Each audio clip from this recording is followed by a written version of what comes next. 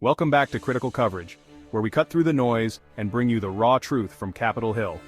If you're new here, stick around, because today we're diving into Senator John Kennedy's explosive face-off with Mark Zuckerberg and Evan Spiegel at the Senate Judiciary hearing.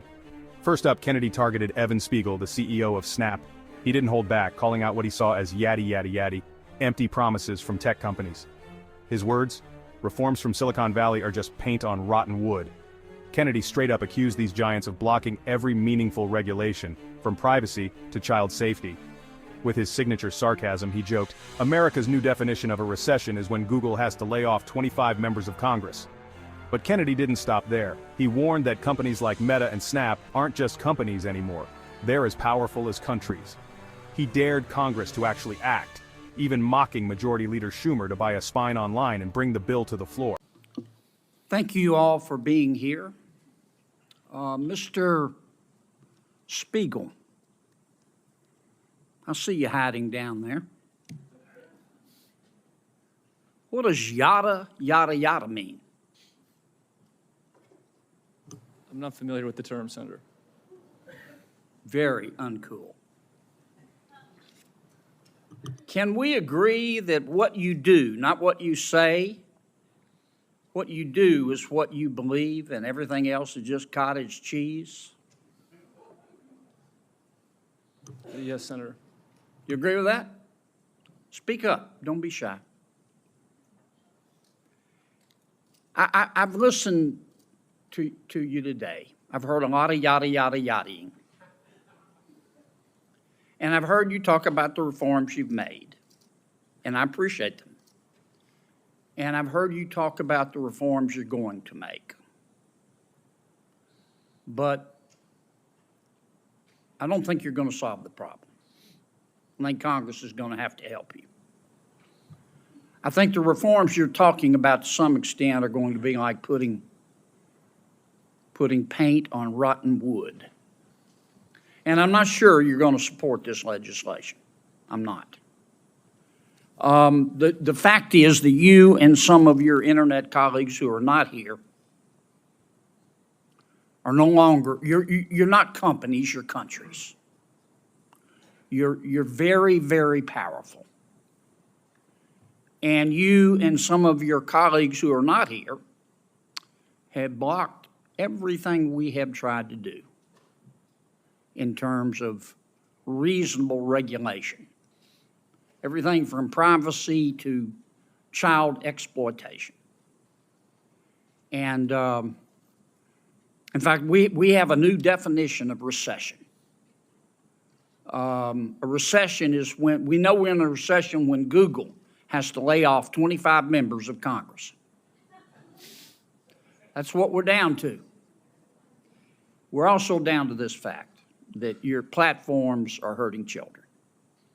I'm not saying they're not doing some good things, but they're hurting children. And I know how to count votes, and if this bill comes to the floor of the United States Senate, it will pass. What we're going to have to do, and I say this with all the respect I can muster, is convince my good friend Senator Schumer to go to Amazon, buy a spine online, and bring this bill to the Senate floor.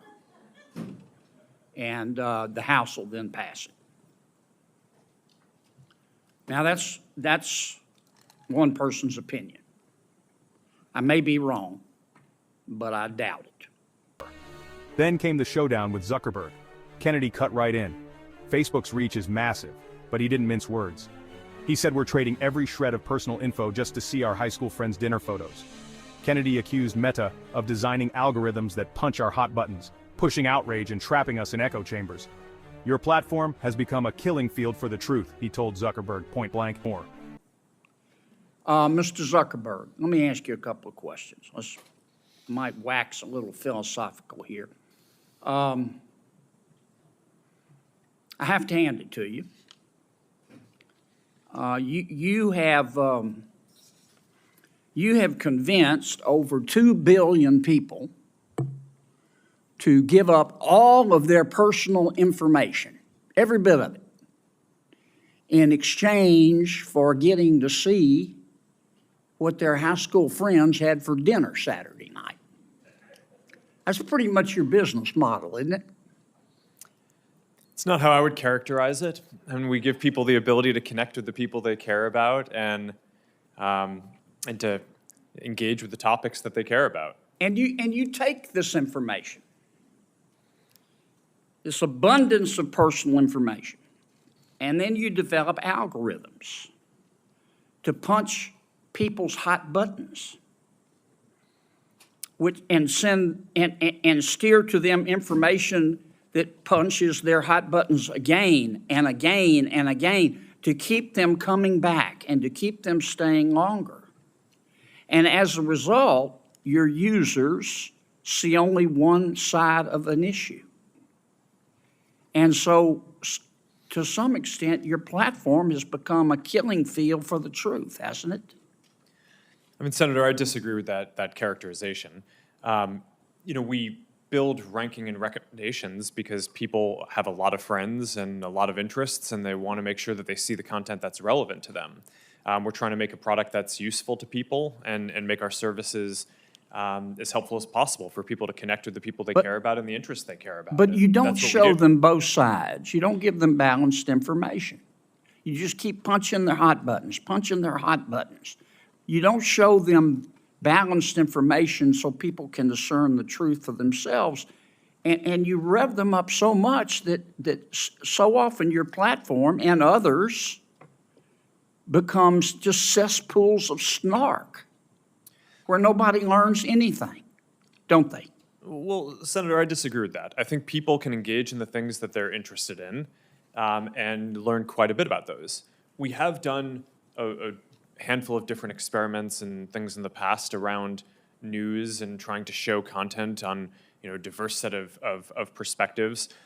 I think that there's more that needs to be explored there, but I don't think that we can solve that by ourselves. One of the things that If you're enjoying this breakdown, hit that subscribe button and join critical coverage for more. Kennedy pressed on privacy, mocking Facebook's endless terms as a dead body buried in legalese.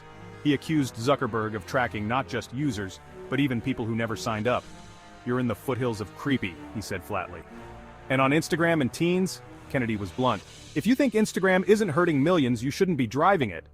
Kennedy wrapped up with a chilling thought. Maybe our tech has outpaced our humanity. Tech giants can deny, deflect, and delay, but Kennedy's message was clear. Congress will act sooner or later.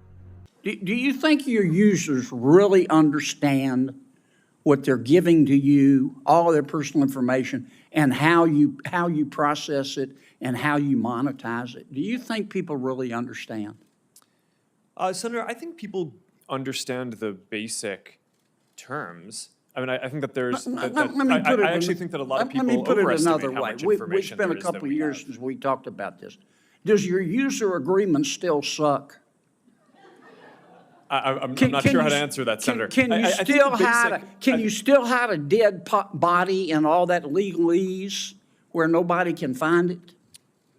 Senator, I'm not quite sure what you're referring to, but I think people get the basic deal of using these services. It's a free service. You're using it to connect with the people you care about. If you share something with people, other people will be able to see your information. It's inherently, if you're putting something out there to be shared publicly or with a private set of people, you're inherently putting it out there. So I think people get that basic part of how the service works. But Mr. Zuckerberg, you're in the foothills of creepy. You track people who aren't even Facebook users. You track your own people, your own users who are your product, even when they're not on Facebook. I'm going to land this plane pretty quickly, Mr. Chairman. It's creepy.